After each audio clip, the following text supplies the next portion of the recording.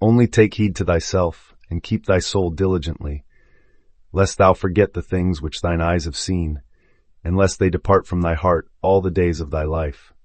But teach them thy sons, and thy sons' sons, especially the day that thou stoodest before the Lord thy God in Horeb, when the Lord said unto me, Gather me the people together, and I will make them hear my words, that they may learn to fear me all the days that they shall live upon the earth, and that they may teach their children.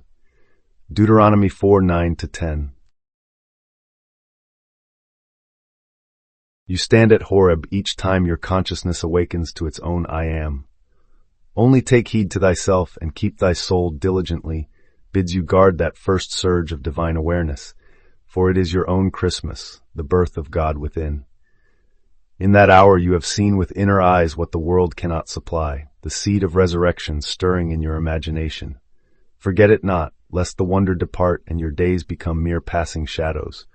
To teach them thy sons and thy sons' sons is to hand down the living memory of that event. Those sons are the successive states of your consciousness, each generation within you learning again to awaken.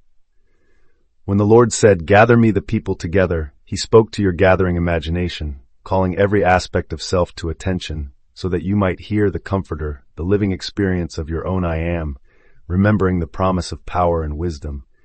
This is no dusty record of a past age, but the very narrative of your salvation history.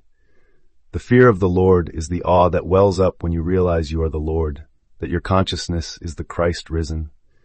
Let each generation of thought within you recall the vision on the mount, the unutterable form that no human tongue can name, yet every heart can know. In teaching them you awaken them, and each in turn becomes the bearer of the flame. Thus the days of your life are kept holy, not by ritual, but by living remembrance.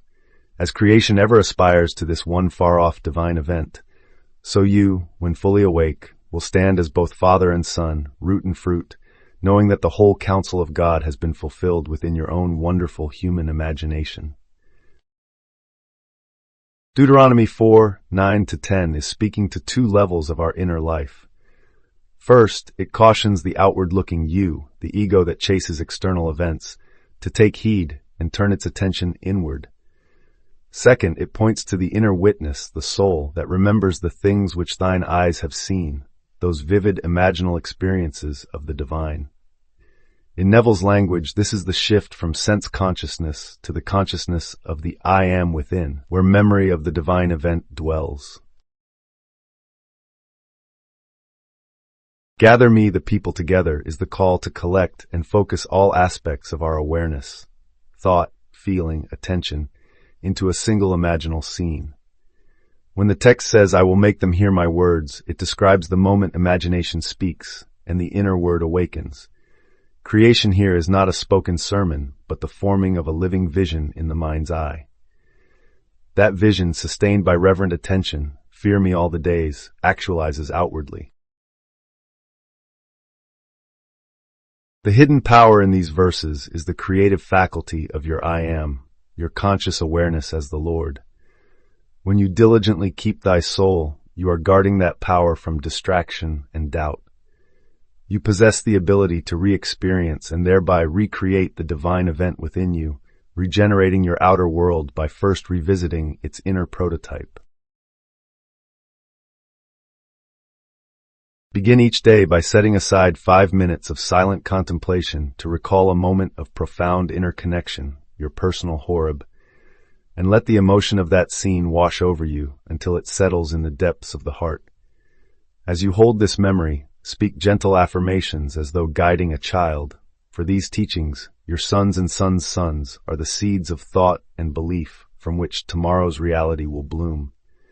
When doubt or fear arises, softly return your attention to the I am within, acknowledge its eternal presence, and listen for its silent word, allowing that inner conviction to direct every action.